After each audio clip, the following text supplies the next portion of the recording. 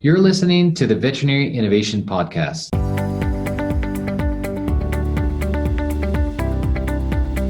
You're listening to the Veterinary Innovation Podcast. My name is Sean Wilkie, and along with my awesome co-host, we interview the innovators in this space every week. I'm super excited about today's guest. We've been trying to do this for over a year. Now we're finally doing it. Ivan, please go ahead and introduce today's guest. Yeah, Ivan, Zach, really excited about our guest today. We have a colleague, a friend of mine, Adam Christman. He is a star of the veterinary world. He's a chief veterinary officer of DVM 360 and Fetch Live conferences. He's the host of the Vet Blast podcast and the host of DVM 360's live talk show. He also practices relief small animal practice and is a national speaker with almost 800,000 followers on TikTok. Dr. Christman is passionate about leading up the pet parent and bringing meaningful conversations between the pet parent and veterinary professionals. Adam, welcome to the show. Very excited to have you here today. Thanks to see you and hear from you, gentlemen. So good. Thanks for having me on. We're going to talk about innovating you, and you're one of these bright examples of how veterinarian can innovate yourself. Right. There's so much stuff going on about our burnout and all this stuff, but exactly people like you are doing it differently and discovering our profession over and over and over. So let's start there. How did you end up in this position at DVM 360? Yeah, because you never get a second chance at this thing called life, is what I always say to myself. And our degree is so diversified. You can do so many things in veterinary medicine, whether you're a veterinarian or veterinary technician, practice manager, and you can always fall back on a very solid degree of what you went to school for. So I'll preface that because, I get asked, like, did I just come out of vet school to, enter this role? No, so you evolve and you storytell as you go along in your journey. And so I've been practicing for about 18 years, and I love private practice, and I kind of rose through those ranks as a general practitioner, associate veterinarian, to chief of staff of the practice of 2 hospitals, and I loved it. I practiced in the hometown where I grew up, which was even more amazing. So I get to see my high school friends and all those wonderful colleagues and so forth. But I also love speaking and educating. And when YouTube became a thing, I'll tell you this, that's when I kind of knew, like, oh, I like this. I get to educate a little bit through the camera. And so I always had an interest in doing that. And so cut to doing videos for when I was in shelter medicine, animals that needed homes, quick little how-to tutorials. And then that translated over into speaking on the national circuit for conferences. And I really liked it. And I said, I really like this a lot, but every now and then, and everybody has life challenges that hit them, personal life challenges. And, I love to practice, see animals and so forth. And I was one of those veterinarians that if I had to tell the younger Adam that you should have set some boundaries for yourself, young man, because I would say, come on down. Sure, we'll see you. Sure, we'll get you situated. Of course, because you were my high school science teacher, I'll take care of you. Yes, you're my neighbor. Yes, you're my plumber. I take care of all those animals. And what happened at the same time is when I lost my mom and dad, it was kind of like a blindsided moment that hit me. And like you have these moments where you're like, it makes you put great pause on things. And I was like, okay, I think I got this. I think I got this. And then you're practicing, and all of our colleagues out there can appreciate this, because there's a point in your career where you start putting animals down that you've been seeing for many years. And that happened to come at the time when I lost my mom and dad at the same time. And I said, you know what? I don't think I have this. And I was very transparent about this too. And I was like, I don't think I have this, as much as I still want to keep going, but I feel like my tank was on empty. And so, but I said, but the what if? What if the speaking? I love that. How about I pursue that even further and cut to being asked? I didn't even know this was a thing here at DVM 360, which is in my backyard here in New Jersey, where our headquarters are. I got asked to spearhead that. And I was like, wow, you mean I will be losing all my clients? Because, like, you know how it is. Like, they're like your family. You're a part of their family. But to make that change, to take that leap of faith, to just do it was a big thing. And then I did it. And then COVID hit 48 hours afterwards. And I'm sure we all have like a COVID story, of course. But that's why, because I say to the new graduates and the vet students and vet tech students, you come with a brand. Everybody has a brand. You have a brand within a brand too, whether you're even in a private practice or a corporate consolidator, you still have your own. And my brand is still Adam Christman. And I wanted to bring that to the table a little bit more. So this is an opportunity for me to leverage that both at DVM 360, but also for the Adam Christman brand as well. Adam, holy shit, there's a lot to unpack there. So you lost your parents. All of the pets Yeah. that you've been looking after for years are dying or being put down one after another, and you're having a bit of an existential crisis in life. How Yes. did you navigate that? How did you right the ship? Were you just like, I'm going to change careers? And what else did you do? How did you get past that? That's a lot. I became very honest with myself. Because there's a lot of veterinarians where I was like, I got this, I can do this. I'm a veterinarian. We have great, abilities to adapt and cope. But I said, I'm not a machine. I'm not a robot. I'm a human. And I just lost my best friends. And I'm still trying to go through that grief and loss. And yet I'm losing my clients. And I also lost my dog. I had to put my dog down at that time too. So that was like a whole thing. But I realized you lean on family, you lean on friends. And I say this in one of my talks that I give, I may look like I may have millions of followers around, but you only need a good few on a handful that really are the ones that are your real people, your yes people. Should I do this opportunity? Should I step away from private practice? I can always fall back on it. I can always fall back on veterinary medicine, being a veterinarian. But the what ifs, the shoulda, woulda, coulda. And I didn't want to live a life of regrets. And so I said, I'm going to go for it and do it. So I took that leap of faith and did it. That's so friggin' incredible. And, one of my favorite quotes is that the seed of adversity brings with it an equal or greater opportunity. And 800,000 TikTok followers later seems like maybe that might have been the case for you. Yeah, it's true. That had some bearing on it. I will say that because I said, well, I could do more and educate more. And at the same time, interestingly enough, you mentioned that too, because it did grow while COVID was happening. And I said, wow, as we all know, our colleagues were getting hammered with appointments but what if I can just help alleviate some of that by talking about basic things that are of urgence to them, that we can maybe help take away some of that stress off the phone line system for them. And it really has been noticeable. It was actually very substantial. People would say, thank you. Yeah. So I realized, let me do a little bit further and expand that more. And so cut to like TikTok, Instagram, my YouTube channel, Facebook page, like all these different things that we can try to connect and help elevate pet parenting. So, Adam, were you always this larger than life character, or did you get gas from this bunch of tragedies, one after another? And then did it turn into a bit of an echo chamber? And has it helped you become the Adam Crispin that we now know? Yeah, my parents always said that when I was, she goes, where did all this come from? My parents, even when I was in elementary school, it's so funny because I was always like that. It's like, you always hear that are leaders born or they made? And I felt like I was born one because, class, president, vice president here, class president, my vet school. Like I just love to lead and be that person of change. And so, and I always learn. I'm telling you this, and I know, not to sound whatever braggadocious, but I did have the best parents that said, don't take yourself too seriously. You have this one life to live, and I was like, this is my authentic self, and I like to be around people that are like fun and outgoing.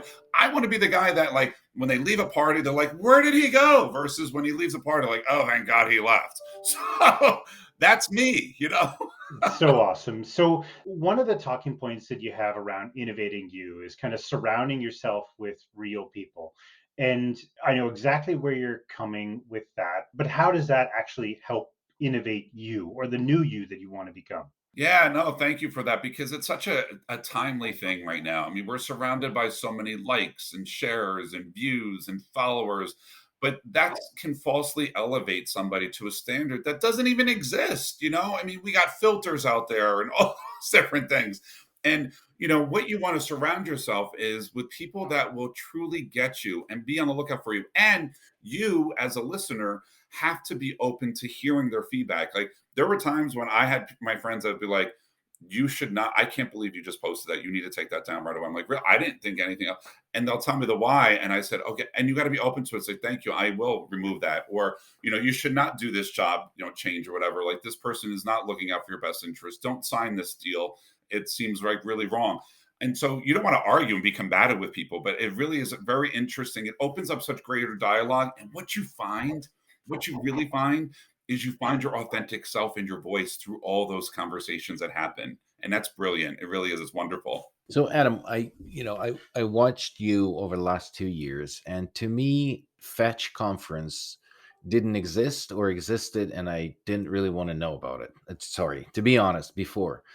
But Yeah. your personality and your TikTok presence, and basically you became a label and the brand of the new Fetch that I'm excited about and that I want to go to and I want to connect.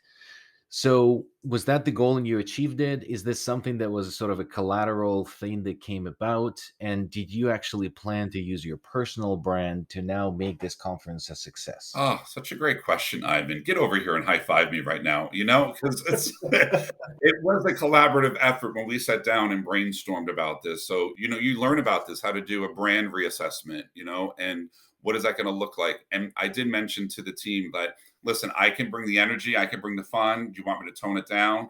Do you want me to change and pivot? What do you want to do? And they said, just be you and bring that to the table and let's see how it, resonates with the audience. And I said, well, I truly believe this. And this is why I say that you can laugh and learn and not take yourself too seriously and have a great time while learning. And that's truly what Fetch is. And, we have incredible faculty such as Shawn that's joining us too, coming up in a few weeks at Kansas City, that we are open to such great, change and innovation. I never say no to an idea. And I know that my team doesn't either because they believe in what my vision is, because I'm certainly have a pulse on the industry. But chatting with individuals such as you, Ivan, and having you on the podcast and listening and truly being open to like different opportunities that are out there in the vet space, that's what makes Fetch amazing. And it's a home for anybody that is rising, that wants to build out their brand, has something that they want to share with the profession, is a great storyteller, and wants to be part of a community that can be very powerful and strong. And I feel like that's what we achieve. Yeah. Tell us more about this event that Shawn is going to. So, what are you guys doing? Where it is, and how do we get on it? And can we get any codes, discounts for this in the show? I'm like Oprah. Everybody, look under your chair. You get a code. Yes. So, just one great example that Shawn had that he brought to the table, I got to just share with your listeners, is that he had an idea of doing a roundtable discussion about, talking about the state of the veterinary profession. And I loved it and we loved it. And he's doing it. And so proud that he is actually doing it. So that's just a great example. So to your listeners, you have to check out Shawn and family. I will say there's a boatload of us that are going to be on the panel. And that's at Fetch, Kansas City. So that's August 26th through the 28th. You can register at fetchdvm360.com. And of course, I have a code. So it's KC Faculty 20. So KC Faculty 20, all in one. So Kansas City Faculty 20 will save you 20% off of registration, Ivan. Not off your car insurance, but off of registration to the Kansas City conference. But if you do it within the next 5 minutes, Act now. It's so interesting. It's so exciting. Like all of this, like we're going to host this panel on burnout. Some of the superstars in the business that have been on our show. Adam, you're going to be on the panel. I'm super fired up about it. We're going to be exhibiting at the show, and teaser, we're actually going to have a private party. Adam, you don't know about this yet, but you're invited at the show at one of the most incredible venues in Kansas City. So I'm super fired up about the panel discussion. I think it's going to be a highlight. So who else is going to be on that panel, Shawn? So Adam, I'm going to need your help here. So it's me, you, Quincy Hawley, we got Renee Michelle, and we got Kelly Cairns that's joining us as well. So some of the top innovators in this space, and we're going to have a real conversation. I'm glad you called yourself that. That's oh good. Man, I love you, Ivan. We're going to have a real conversation about the state of the industry, and the thing that I'm the most excited about is we're going to have a panel discussion, that we're going to have Q&A, and we're going to light up the room. It's going to be an awesome conversation. I'm super fired up about it. I wanted to turn this whole thing back on the both of you guys. Adam, you had said something that it really resonates with me around this kind of real people.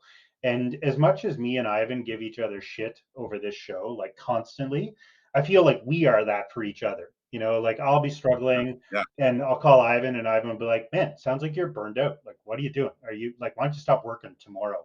And then we're both running companies. It's kind of fucking hard. And so how big is that group of people for you, and how did you cultivate those relationships? Because me and Ivan just kind of fell into hanging out with each other, and I'm really grateful for it, as much as I give you shit, Ivan. But like you said, you only need a few. But how did you cultivate those, and what suggestions or advice do you have to people? And I'll throw the question to both of you guys. Yeah, I cultivated mine quickly. I would say through growing up and experiences and those kinds of things, but then also with COVID was a great opportunity for me to connect and just really have FaceTime virtually with some people that really got me and that I got them in the veterinary space. And so that was a really huge help because, some of us are we enjoy being on like podcasts and talk shows and those kinds of things. So it's nice to stay connected to that circle so that way we know if something's shady, not to do it or whatever. So that's been really helpful. What about for you, Ivan? I developed a term for this. It's called a forced relationship. So with Shawn, we're forced every week to talk. But you know what? It's interesting because we do kind of check in every week because we're doing this, but then we also are in the same boat. So we're all both run businesses. They're both startups. They're in the same domain and they're stressful. So for us to kind of be 5 minutes up to this and be like, hey, can you stay on, and then just check in quickly and then talk to a person who you trust, and then just not in your circle to say yes, but kind of challenge you. I think that's what it is. So as much as I don't like to say that on the podcast, but I do appreciate I you, know Shawn. you do. Oh, and I appreciate you too, Adam, and like just this whole echo chamber of like-minded people. But I feel like we are spoiled, the three of us. Like we are outgoing, we get to meet all of these amazing people. VetMed's filled with them. But I'm trying to like give tangible advice to our listeners, and maybe Ivan, maybe you've hit the nail on the head. Relationships take work, right? And if you put 5 minutes in every couple of weeks with somebody that you trust and you can count on, then maybe you get the same thing that we're all talking about, which is yeah, these relationships with authentic people that actually give you energy and like make you be able to get through the day. Like a 5 minute conversation with Ivan when I'm like at the red line and I'm like everything's bad, because that's where it gets to, when one thing falls apart and then it's another thing. Then you talk with a buddy and he's like, oh, it's not that bad. Like listen to how bad it was for me this time, or maybe it's just like, why don't you try this, or why don't you just go for a walk? Sometimes that's all right. it takes. I want to share one quick thing that someone told me too. Do you ever get invited to a party second time? Like you got like a sloppy second from it. So they'll be like, oh, Ivan I'll see you at the dinner party tomorrow night. And Shawn might say, oh, I didn't get the invite. And I'm like, oh, I forgot to invite Shawn. But like, oh, I can send it to you. If somebody does that to you, don't go. Don't go because you were not top of mind. You were not top of mind. It was intentional. They just, it's not like, oh, I'm sorry, I forgot. It was intentional. So I say, I don't go. I'm busy. Thanks for inviting me to that panel today, guys. Right. Oh, I forgot to invite you. I'm busy. You're busy. So there's that. And then there's one thing that I did, Shawn, that I'm sure you and Ivan do, but I do now. We hold ourselves accountable to our friends and colleagues is by putting something in the books, literally on our calendar once a quarter to check in. And so that way we can't say, oh, something came up, we can't do that, because otherwise you're not making time. Things happen, life happens, we get it.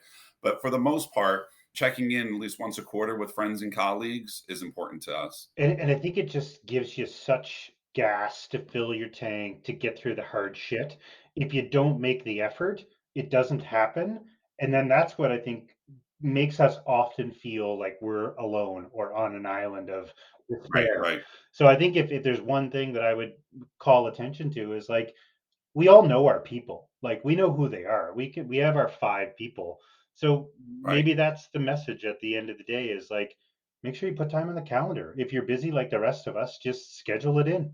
Absolutely. Yes. And we have to make it the final recommendation before we do two more from Adam. So we blew through the time, Yeah. guys. And as we usually do, Adam, two things we want to know from you. One, a TED Talk, book, or YouTube video, or whatever it is that you can recommend to our listeners. So I have a recommendation for you that is also to be a great speaker. Dr. Vernard Hodges, Bet on Yourself. This is really great self-care, really cool book about how to be successful. He's a veterinarian and he's on the show Critter Fixers too, Nat Geo Wild with Dr. Terrence Ferguson. Really great guy. He is actually going to be one of our keynote speakers in 2023. But this guy is incredible, super real, and one of my real friends. Thank Thank you so much for listening to the Veterinary Innovation Podcast. If you want to hear about our new episodes, please follow us on any social media channel. Also, you can check out our website at veterinaryinnovationpodcast.com. See you next week.